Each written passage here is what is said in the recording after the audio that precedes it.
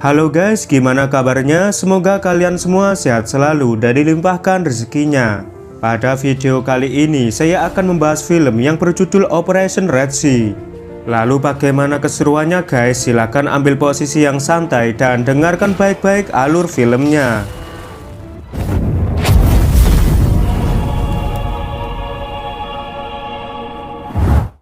Film diawali dengan sebuah kapal kargo milik Cina yang tengah melintasi Teluk Aden. Namun tak lama kemudian kapal itu dibajak oleh perampok Somalia.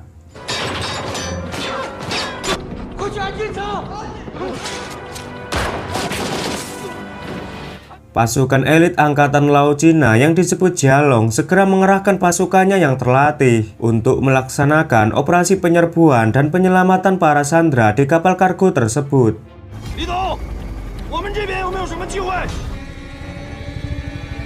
Pasukan elit Jialong yang mendapat dukungan penuh dari kapal perang Angkatan Laut Cina, maka tidak sulit bagi mereka untuk melumpuhkan seluruh perompak dan menyelamatkan para sandera.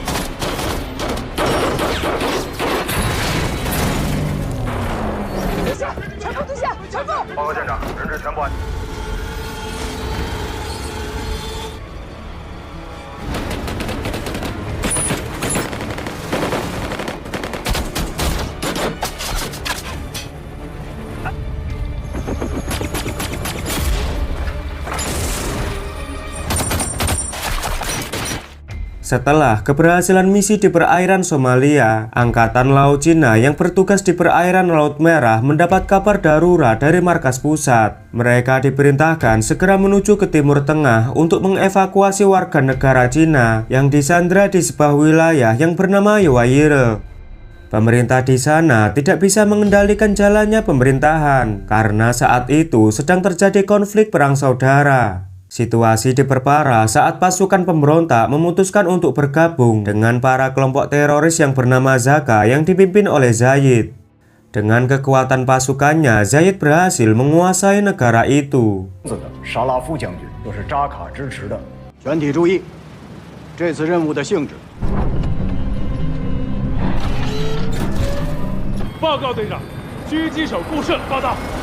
Karena ketidakstabilan pemerintahan di sana akibat konflik perang saudara, pemerintah di sana mengizinkan militer Cina untuk masuk ke wilayahnya agar bisa mengevakuasi warga negara Cina ke tempat yang lebih aman.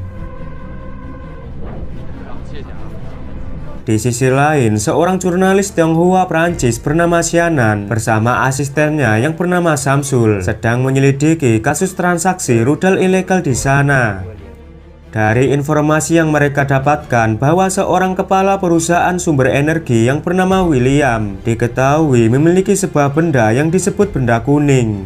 Benda kuning ini bisa digunakan sebagai bahan campuran untuk membuat rudal biokimia. Dan semua data informasi tentang benda kuning tersebut disembunyikan William di kalungnya. Mereka lalu pergi untuk menemui William di perusahaannya. Namun setibanya di sana, pasukan Zaka menyerang untuk menangkap William. Rupanya mereka juga mengincar benda kuning itu.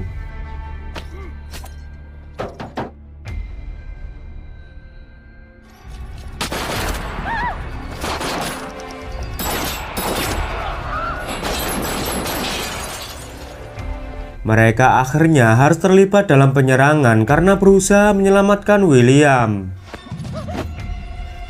Mereka pun diserang dan dikejar oleh para pemberontak.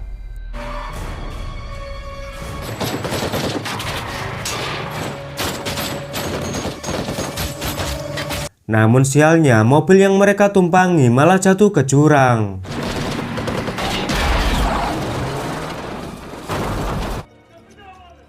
Akhirnya William tertangkap oleh kelompok Zaka, sementara Xianan berhasil meloloskan diri. Xianan lalu menghubungi militer Cina dan memberitahu bahwa kelompok Zaka juga menyandra para karyawan di perusahaannya William, dan salah satunya adalah warga negara Cina. Di tempat lain, pasukan Jialong mendapat misi untuk menyelamatkan duta besar Cina dan para warga negara Cina yang bekerja di sana.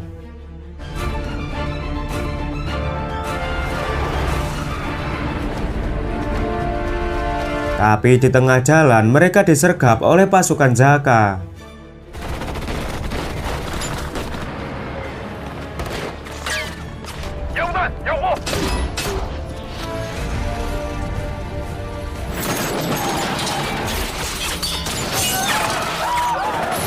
Dengan dukungan peralatan militer yang canggih, Jialong berhasil menyelamatkan duta besar Cina dan para warga negara Cina di wilayah itu.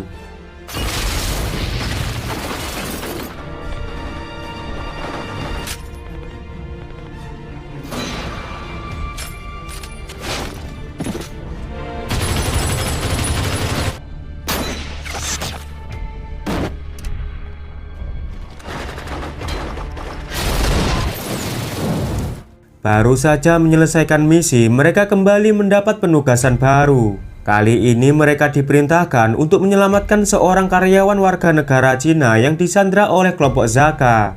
Sang komandan mengingatkan agar para sandera jangan sampai ada yang terluka. Mereka pun segera berangkat menuju ke lokasi yang telah ditentukan. Sebuah kota terpencil yang telah direbut kembali oleh militer Cina, di mana sebelumnya kota ini telah dikuasai oleh pasukan Zaka. Mereka pun mengevakuasi para warga sipil ke tempat yang lebih aman.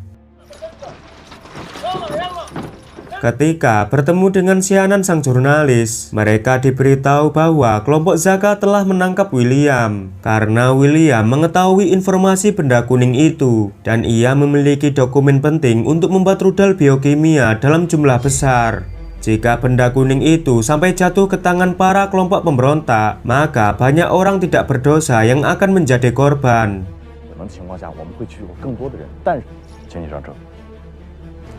Di sisi lain, kelompok Zaka mengirim video penyakapan para sandera ke Angkatan Laut Cina. Mereka meminta agar Cina tidak ikut campur untuk melindungi pemerintahan Yowire. Kemudian mereka memenggal seorang sandera yang merupakan asisten sang jurnalis sebagai peringatan. Jika keinginan mereka tidak dipenuhi, maka warga negara Cina yang mereka sandera akan mengalami hal yang sama.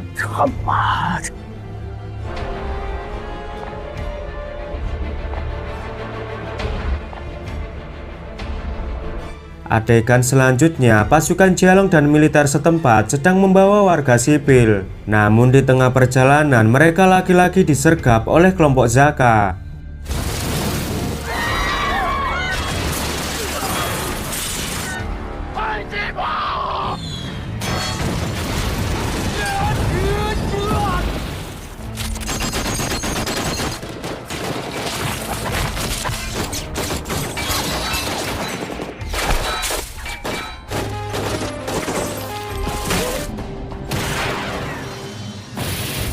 Dan di sini kita akan diperlihatkan pertarungan seru antar sniper.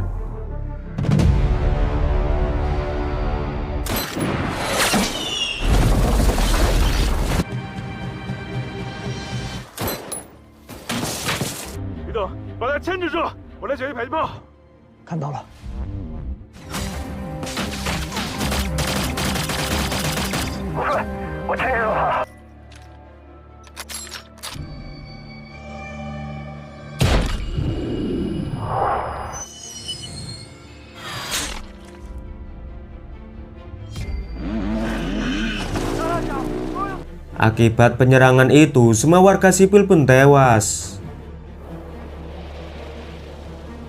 Kemudian mereka melanjutkan perjalanan ke sebuah perkampungan yang dijaga beberapa pasukan Zaka.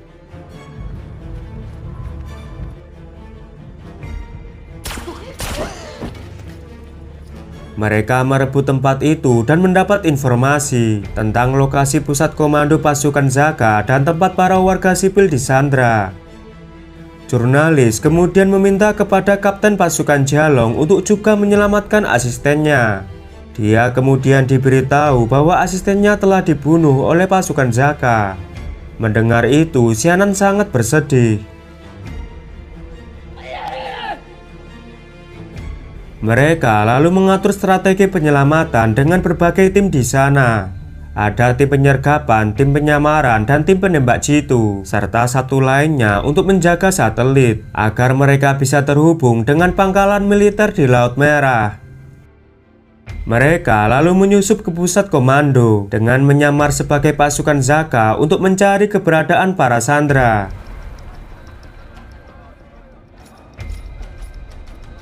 Sementara di sana, Zaid, pimpinan pasukan Zaka, sedang menyiksa William dan berhasil mendapatkan informasi persembunyian benda kuning dan informasi penting lainnya.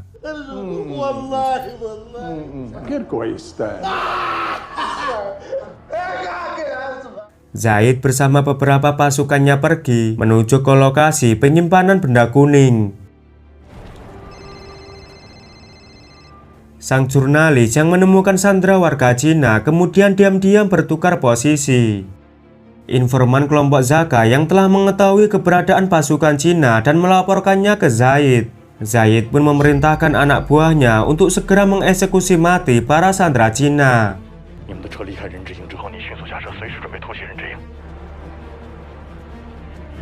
Jurnalis yang bertukar posisi dengan sandera Cina kemudian dibawa paksa oleh beberapa pasukan Zaka untuk dieksekusi.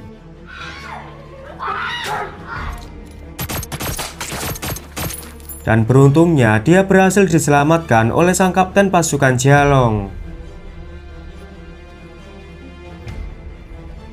Pasukan lainnya yang membebaskan warga negara Cina akhirnya harus terhenti akibat dari ban kendaraan mereka bocor. Tentu saja masalah itu menarik perhatian pasukan Zaka. Tanpa ada pilihan, mereka pun terpaksa menyerang.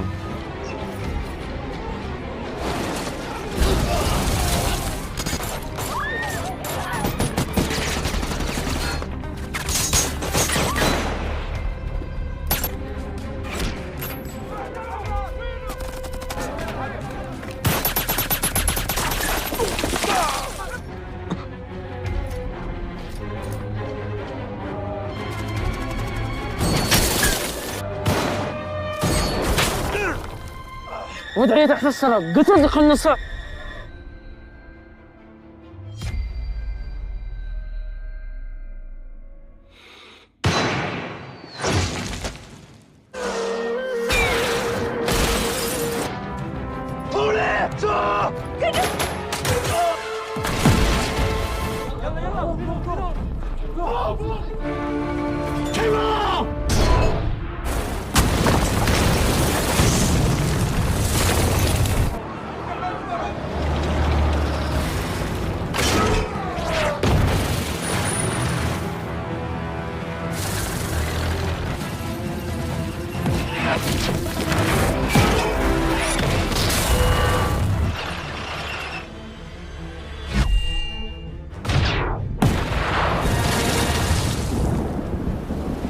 Akhirnya mereka berhasil mengevakuasi semua sandera termasuk sang jurnalis. Namun sayangnya dalam pertempuran itu, dua anggota pasukan Jialong harus terluka parah dan kehilangan dua anggotanya.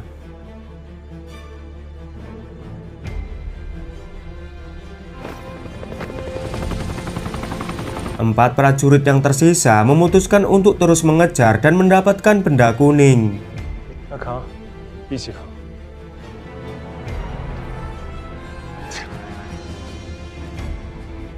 Mereka kemudian menuju ke lokasi transaksi pertukaran benda kuning antara kelompok Zaka dan kelompok pemberontak. Mereka pun membagi dua tim, yaitu tim penembak jitu dan tim penyergap.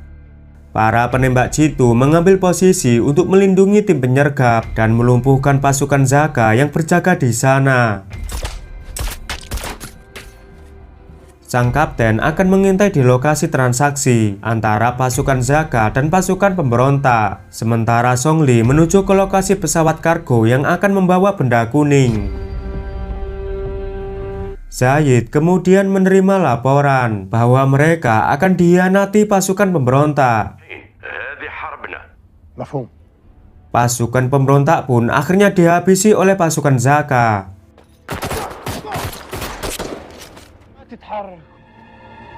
Sang kapten memanfaatkan situasi itu dengan menghabisi pasukan Zaka dan ia berhasil menangkap Zaid.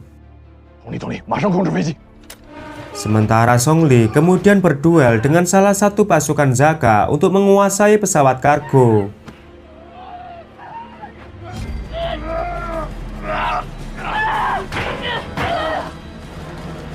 Meskipun Song Li berhasil menang dalam pertarungan itu, namun dia tertangkap oleh anggota Zaka lainnya. Kapten yang berhasil menangkap Zaid lalu membawanya pergi ke lokasi pesawat kargo.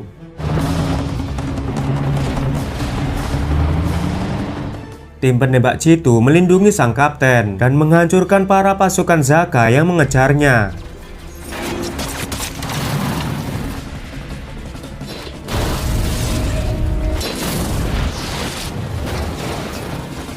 Namun sialnya, pasukan Zaka membawa helikopter perang untuk menyerang mereka.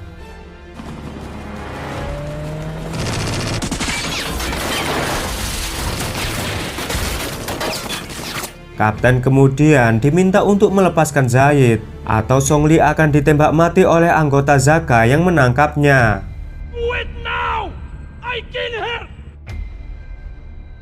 Namun Li Tong sang penembak jitu berhasil melumpuhkannya.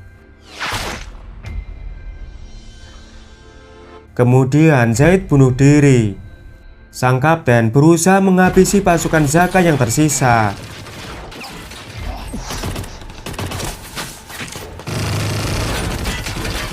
Sementara Li Tong berhasil menembak jatuh helikopter pasukan Zaka dengan RPG.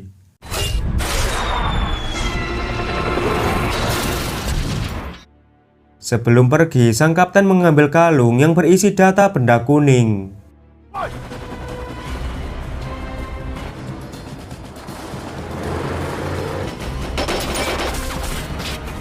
Mereka lalu meninggalkan lokasi dengan menggunakan pesawat kargo yang memuat benda kuning, sehingga benda kuning itu jatuh ke tangan Tiongkok. Para pasukan yang gugur di medan perang mendapat penghormatan militer karena keberanian mereka. Oke guys, terima kasih sudah menonton film ini sampai selesai. Jangan lupa klik tombol like, subscribe, dan aktifkan loncengnya. Kalau sudah, saya ucapkan terima kasih dan sampai jumpa di video selanjutnya.